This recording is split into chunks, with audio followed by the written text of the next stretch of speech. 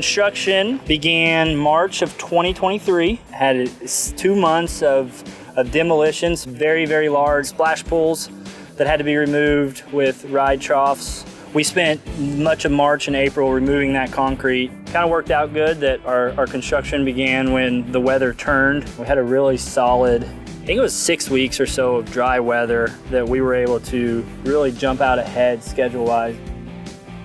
Our general contractor arrived, we moved inside the building. We had to widen the trough to make room for the Vekoma family boomerang. So the family boomerang will come with a hydraulic platform that will raise when the train is in the station. When it goes into ride mode, the platform will lower, and that will help prevent any safety issues when the train comes back through the station at 37 miles an hour.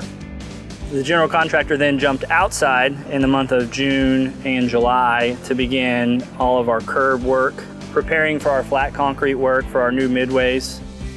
We get to July, the foundation contractor arrived to start installing all the foundation and piers for the ride. We started on what we call the spike, which is at the end of the gravity section. You go up it and then you roll backwards through the photo garden to finish the ride out in the station.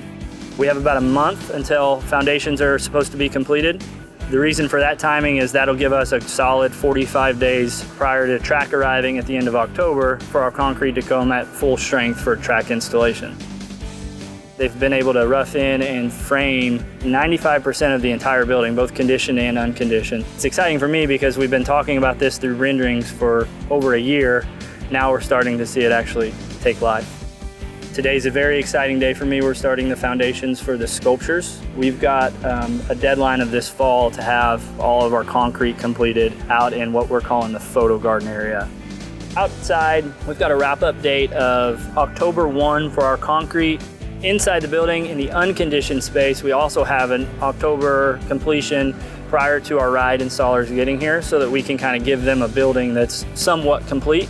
And then obviously the fun part is the steel arriving towards the end of October, sometime in November, and really take off in the month of November, December, January of getting our steel put up and our ride components installed.